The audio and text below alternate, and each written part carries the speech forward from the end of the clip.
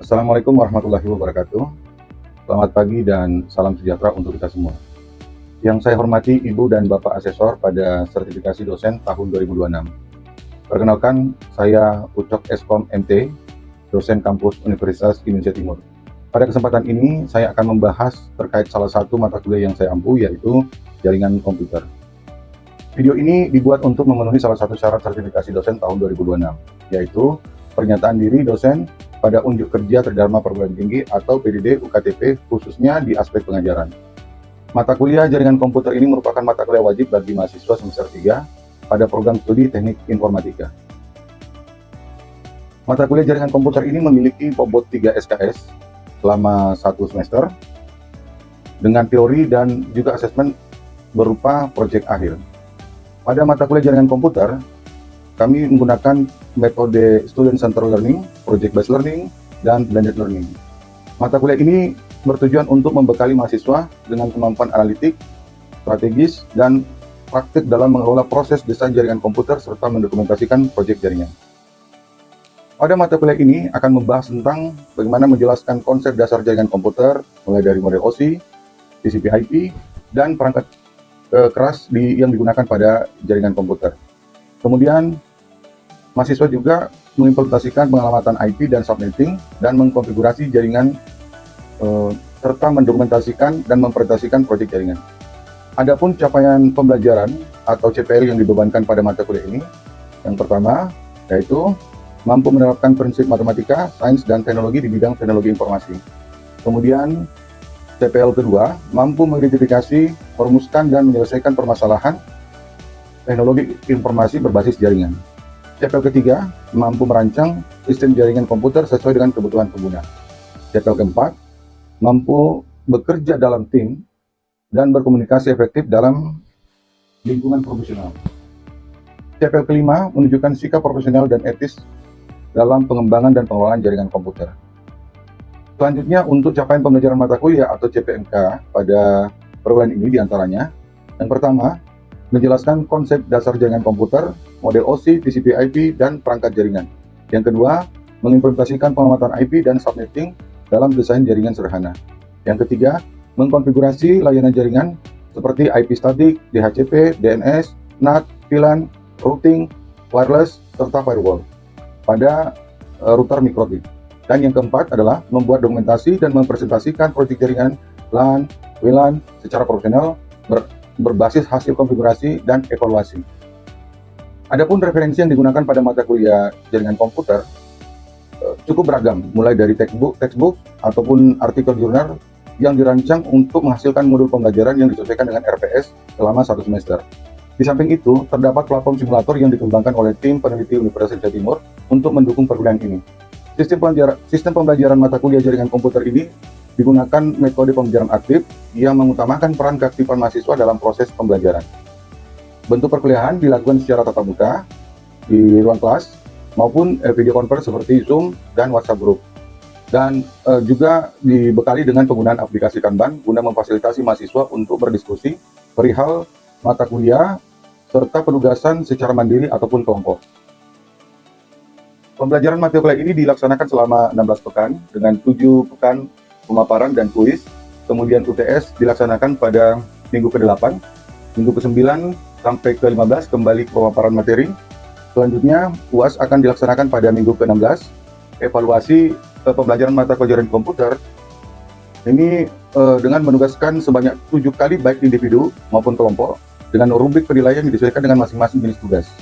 UTS akan dilakukan dengan menggunakan atau memberikan soal-soal melalui esai kepada mahasiswa, serta UAS berupa proyek dan rubrik yang akan digunakan untuk mengukur kemampuan mahasiswa setelah mendapatkan materi di perkuliahan ini. Adapun bobot penilaian dari masing-masing kelompok evaluasi mata kuliah, mulai dari kuis sebanyak 10%, tugas 30%, UTS 20%, serta UAS 40%, dengan total bobot evaluasi penilaian mata kuliah teknik informatika sebanyak 100%. Demikian informasi yang dapat saya sampaikan terkait mata kuliah jaringan komputer untuk mahasiswa program studi S1 Teknik Informatika. Berikut ini adalah cuplikan dari proses pembelajaran yang saya laksanakan secara tatap muka di ruangan kelas. Selamat menyaksikan. Bismillahirrahmanirrahim. Assalamualaikum warahmatullahi wabarakatuh.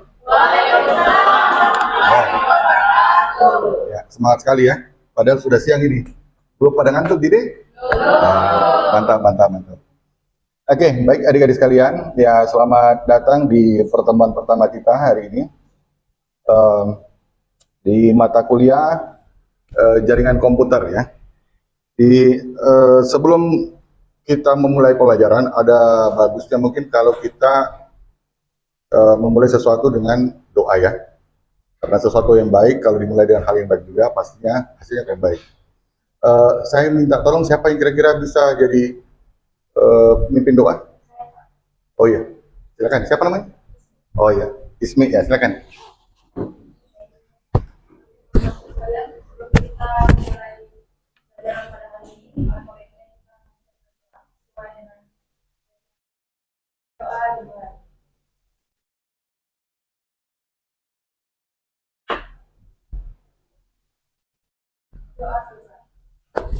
Oke, terima kasih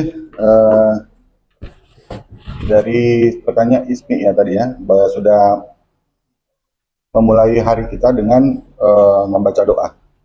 Baik, sebelum memulai perkuliahan, ada bagusnya mungkin kalau kita sepakati dulu apa-apa saja yang akan kita pelajari ya. Jadi biasanya di perkuliahan itu dosen sudah merancang ada yang namanya RPS. Jadi di RPS itu akan berisi apa-apa saja pertemuan yang akan kita bahas dari pertemuan awal sampai akhir. Nah, secara garis besar, nanti ini RPS-nya, ini ada RPS yang nanti saya akan bagikan, silakan kalian pelajari lebih lanjut. Sekarang ini saya akan paparkan sedikit rencana pembelajaran kita yang dibagi menjadi 16 pertemuan. Di pertemuan pertama sampai 7 itu nantinya kita belajar banyak teori dengan setelah pertemuan ke-7 kita masuk ke UTS dan 8 sampai 15 kita ada pembelajaran terakhir ditutup dengan UHS atau ujian akhir semester ya, UAS. Kemudian saya juga menyiapkan ada satu aplikasi yang dikembangkan sama teman-teman dosen untuk memudahkan kita praktikum secara mandiri. Jadi adik-adik sekalian nanti bisa memiliki laboratorium pribadi anytime 24 jam bisa praktek simulasi tanpa harus ke laboratorium.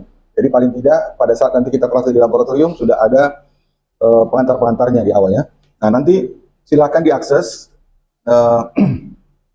di halaman website ini, silakan dicatat saja dulu. Yang buka laptop silakan diakses. Jadi di webnya https atau langsung kalian ketik saja simulasi jaringan.persel.app. Nah, saya mau tanya, coba kalian bayangkan ya. Bayangkan kalau misalkan tiba-tiba besok internet mati. Tidak ada sama sekali koneksi jaringan. Apa yang bakalan terjadi? 1 hari, 2 hari, atau 3 hari berikutnya? Coba bayangkan. Posisinya tidak ada internet. Ya? Oh, ada yang ikut mati katanya, ikut mati. Wah, parah nih. Internetnya mati, mahasiswanya juga ikut mati. Nah, kira-kira apa yang terjadi sama mau belanja kiris? Bisa nggak orang belanja kiris, pakai kiris? Nggak bisa. Mau ngisi KRS? Bisa nggak? Jadi, rupanya jaringan itu sangat penting ya. Nah, sehingga mata kuliah kita ini sangat perlu kita fokus untuk mempelajarinya karena kenapa? Dia akan berkaitan dengan aktivitasnya banyak orang. Nggak bisa buka-buka WA, kemudian nggak bisa main mabar, nggak bisa nonton Netflix, ya. Apalagi kira-kira? Kalau putus wifi-nya ya bagaimana? Mau bisa connect, bisa download film gitu ya. Nah, di belajar jaringan itu ada banyak sekali jenis-jenisnya. Ada beberapa jenisnya, mulai dari jaringan yang skala kecil, jaringan menengah, dan jaringan yang skala luas, gitu ya. Nah, jadi pengelompokannya jaringan itu ada yang disebut namanya Local Area Network atau LAN. Ada yang disebut MAN, Metropolitan Area Network. Kemudian ada WAN. Nah, contohnya kalau LAN ini misalkan WiFi di warkop, atau WiFi di kelas, atau WiFi di laboratorium, itu dia jaringannya kecil, lokal saja. Ya. Kemudian ada juga jaringan MAN. Nah, ini biasanya untuk jaringan kota. Misalkan sambil contoh antara kepala desa dengan kantor bupati mau connect, nah, itu jaringan kota gitu ya, kita sebut MAN. Kemudian ada yang lebih luas lagi, ya ini WAN. Jadi WAN itu menghubungkan jaringan yang lebih luas. Dan WAN ini perkembangannya larinya ke internet. Oke? Jadi kalau sebenarnya ada lagi yang namanya PAN, Personal Area Network gitu ya. Jadi tadi ada kita kenal LAN, apalagi MAN dan WAN. Yang mana paling besar kira-kira? WAN. Oke. Nah, di jaringan juga ada istilah yang akan kita kenal yang namanya client dan server. Itu seperti apa? Nah, apakah cukup dengan satu alat sudah bisa dikatakan jaringan? Ya. Oke. Ya, betul ya. Jadi ada istilah kumpulan, berlebih daripada satu. Jadi kalau tidak ada cuma satu ya bukan jaringan. Sama organisasi, kalau cuma satu saja orangnya bukan jaringan ya. Nah, jadi ada keywordnya, ada beberapa. Dan yang paling penting adalah apa? Ini saling terhubung. Mau itu satu ke satu atau satu ke banyak. Nah, ini disebut point to point. Kalau ini disebut point to multi. Ya, gitu. Ada lagi nih namanya mesh. Jadi paling tidak untuk berhubungan ini, untuk bisa berkomunikasi harus ada medianya. Medianya itu bisa berbentuk wire. Wire itu apa ya? Ada yang tahu? Ini bahasa apa nih? Bahasa Bugis ya? Itu apa nih? Oh, bahasa Inggris ya. Nah, wire artinya apa? Kita main cocologi saja. Kalau tanpa kabel, istilahnya apa? Nah, berarti apa dong ini? Wire. Kabel. Kalau wireless, tanpa kabel, sederhana itu tuh. Jadi rupanya hanya istilahnya saja yang kadang-kadang bikin bingung. Jadi kabel itu kita bisa menggunakan ada yang namanya kabel UTP dan ada STP, ada pakai fiber optik. Ya, ini kalau pakai kabel. Kemudian ada juga kalau zaman dulu itu, tapi sekarang sudah jarang dipakai, itu pakai kabel koaksial. Ada yang tahu kabel koaksial? Kalian masih nonton TV nggak di rumah? Nah, ada tahu nggak kabel yang dihubungkan dari antena ke TV? Nah, itu disebut kabel koaksial. Dulu, zaman-zaman tahun 90-an, 80, 90-an, kabel itu masih banyak dipakai. Kalau zaman sekarang, ya sudah jarang dipakai ya. Nah, itu karena dia dia pakai kabel tembaga dengan ada serabut, seperti kabel antena. Nah, sekarang yang banyak dipakai itu adalah dua, kabel optik, serat optik, dan kabel UTP. Ya. UTP atau STP. Kalau nanti kita pelajari lebih detail, ini kalau UTP, ada istilah UTP, ada STP. Ada yang cocok di dalam indoor, ada yang cocok untuk outdoor.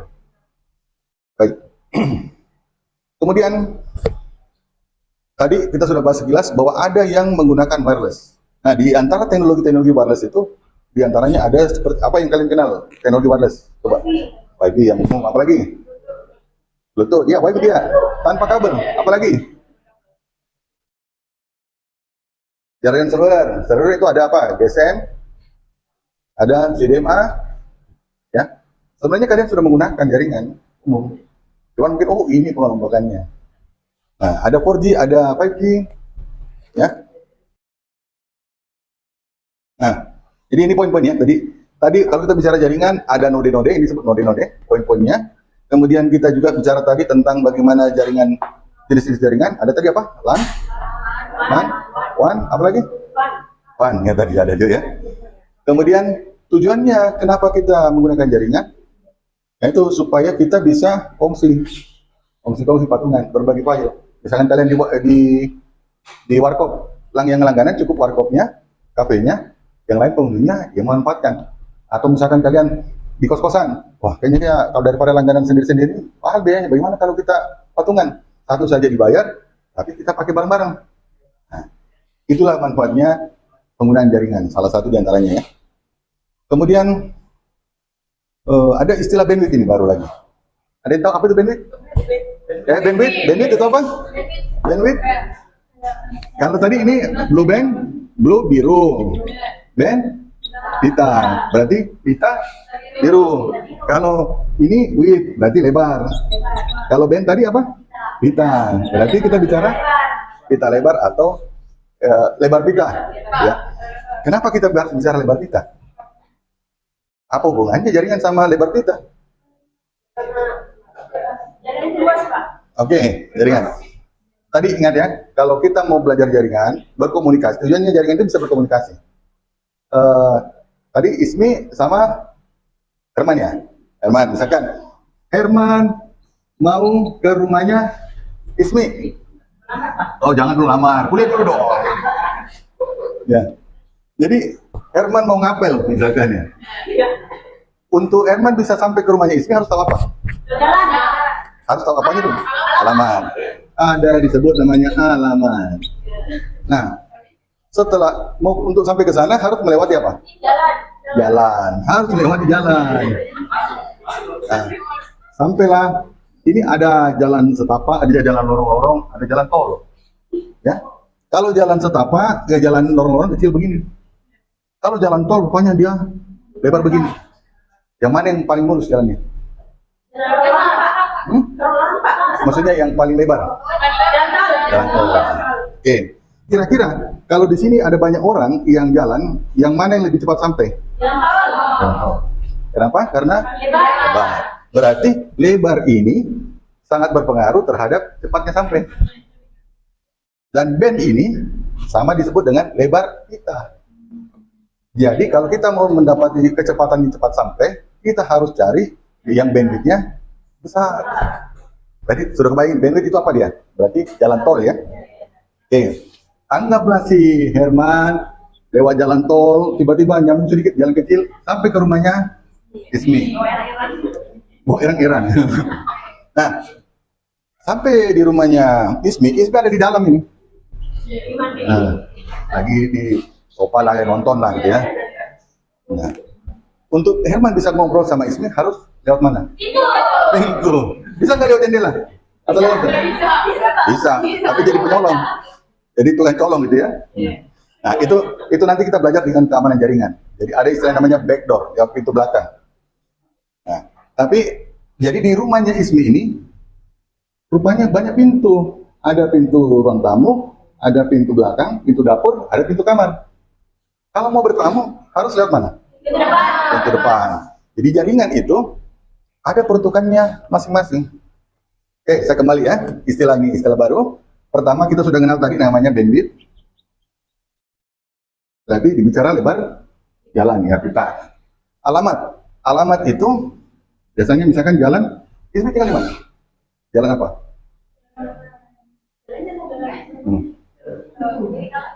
Ya, jalan apa saja kalau begitu ya. Jalan apa saja. Dan nomor. Sekarang coba kalian perhatikan polanya. Saya mau kalian juga sembari kita belajar ya teknik computational thinking ya. Nanti saya bahas detailnya seperti apa itu computational thinking. Intinya melihat sesuatu itu kita harus melihat salah satu di antaranya adalah pola. Nah, di rumah itu nama jalan biasanya ada nama jalannya dan ada nomornya. Kalau kita bicara jalan, pasti ada alamat jalannya dan ada nomornya. Kebayang, kalau misalkan di sini rumahnya apa? Rumahnya Nita. Tetangga misalkan ini, Ismi dengan Nita. Kira-kira nama jalannya sama nggak? Sama. Apanya beda? Nomor. Berarti polanya dalam jaringan atau dalam sebuah alamat tujuan itu, alamat sama, tapi nomor tidak boleh sama. Oke? Nah, kemudian ada pintunya. Kalau di jaringan, alamat itu disebut IP. Mantap sekali. Paham gitu ya. Nah, kemudian pintu disebut, ada yang tahu? Biasa kalau nonton film ada namanya portal. Ada biasa itu lorong waktu atau tiba-tiba, ya? Por. Ya, karena disebut portal sih rupanya por. Ya. Nah, sekarang kita coba perhatikan, analisa. Rupanya untuk bisa Herman dengan Ismi berkomunikasi, dia harus punya lewat bandwidth, ada bandwidth. Dan bandwidth ini juga dia harus berbicara melangkah, ada kecepatan. Ada jalannya, ada kecepatannya. Ya. Kemudian sampai di tujuan, untuk bisa berkomunikasi sampai di sini kan belum masuk rumah ini, belum bisa ngomong. Dia harus lewat pintu. Nah, jadi syaratnya harus kita ngerti bandwidth-nya, ada speed-nya, kemudian harus tahu IP address dan tanpa itu tidak bisa terjadi komunikasi. Saya kembali ke materi ini, just to know saja tadi. Wah, rupanya materi kita sebenarnya lebih ke situ ya. Untuk pertemuan pertama,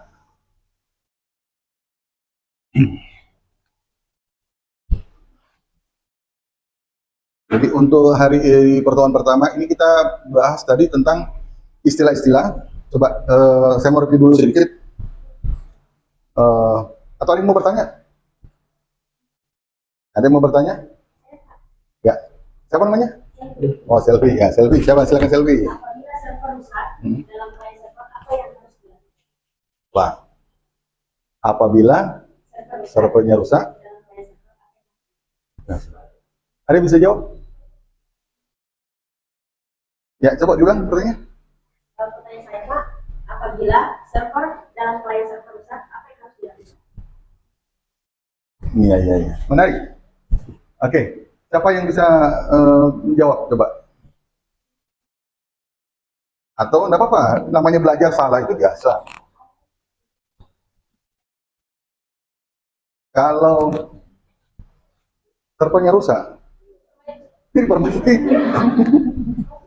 Ya, jawabannya yang sangat simpel sekali ya. Rupanya kalau ada barang rusak, polanya tadi diperbaiki. Tapi bagaimana kita mau perbaiki kalau kita tidak tahu apa yang rusak?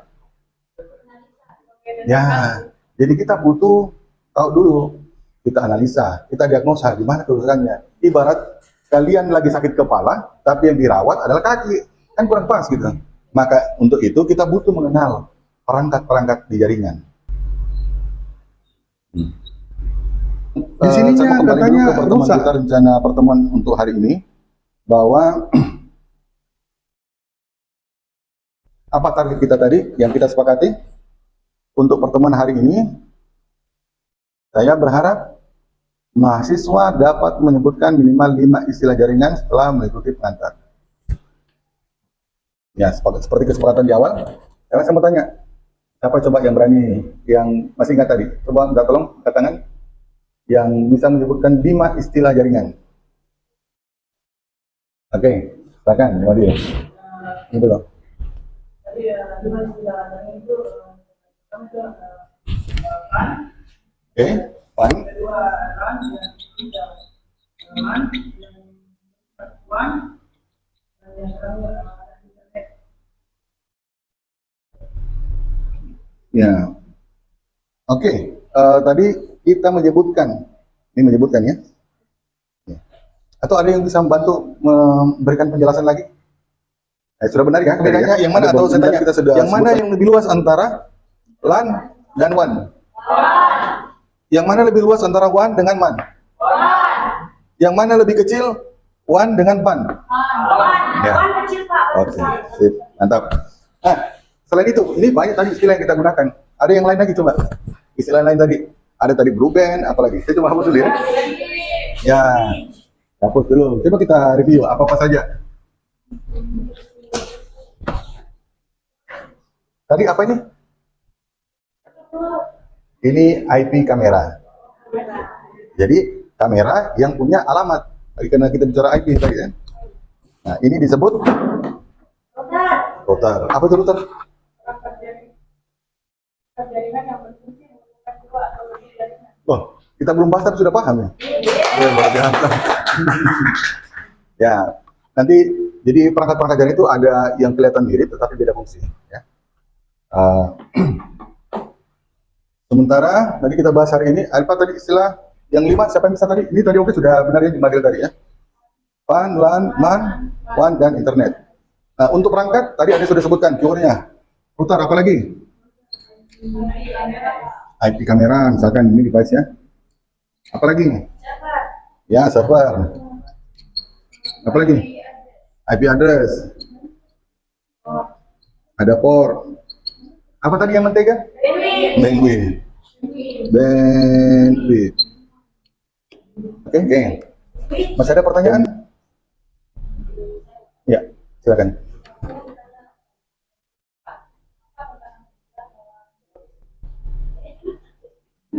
Apa tantangan terbesar?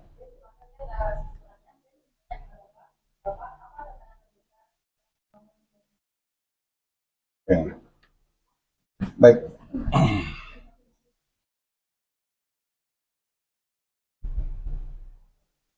Nah, menarik pertanyaannya ya. Ini tidak sifatnya teori. Jadi kalau dicari di buku tidak ada jawabannya. Nah, jadi dan saya berharap kalau kalian bertanya usahakan seperti itu supaya kita tidak perlu mengontek buku, tapi latih kalian punya critical thinking. Jadi tadi pertanyaan apa tantangan dalam skala besar dalam membuat jaringan? Ya, oke. Salah satu yang membuat kadangkala kalau kita berbicara jaringan itu bicara perangkat. Perangkat yang ada di pasaran itu tidak semuanya sama merek, salah satunya. Nah, sehingga setiap perusahaan pasti punya standar berbeda-beda, punya tampilan konfigurasi berbeda-beda. Sehingga untuk bisa kita mengkonfigurasi jaringan, maka kita harus mempelajari, mengeksplor lebih berbagai merek. Tetapi bukan tidak ada harapan bahwa makanya dengan pembelajaran kita ini, kita belajar jaringan, belajar fundamentalnya, apapun mereknya, kalau kita sudah paham dasarnya, itu kita gampang beradaptasi. Nah, kemudian tantangan kedua, biasanya untuk kerja profesional ke depannya, kita dituntut ada bukti keahlian. Ya. Salah satunya ada yang namanya sertifikasi. Sambil contoh untuk hari ini, mudah-mudahan apa yang kita pelajari hari ini bisa bermanfaat dan supaya apa yang kita pelajari punya berkah. Seperti tadi kita awali dengan doa. Saya minta kembali lagi kepada temannya Ismi, kita tolong pimpin doanya untuk mengakhiri pertemuan kita hari ini. Silakan.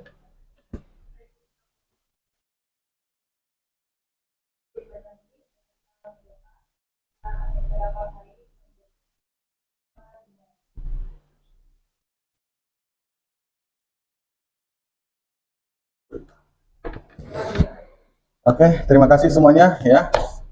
Silakan balik. Ya, terima kasih. Assalamualaikum warahmatullahi wabarakatuh.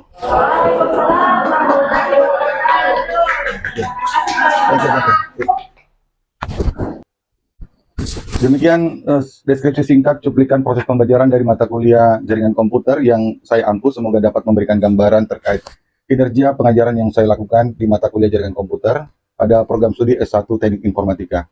Saya mengucapkan terima kasih kepada seluruh pihak yang terlibat, yakni Kemendikbud Saintek melalui Direktorat Jenderal Pendidikan Tinggi LLDikti Wilayah 9, serta seluruh tim sertifikasi dosen tahun 2026. Tidak lupa juga saya ucapkan terima kasih kepada kampus Universitas Indonesia Timur, serta seluruh jajaran pimpinan, rekan sejawat, dan rekan-rekan mahasiswa. Demikian yang dapat saya sampaikan. Mohon maaf apabila terdapat kekurangan dan kesalahan dari saya. Sekian dan terima kasih. Wassalamualaikum warahmatullahi wabarakatuh.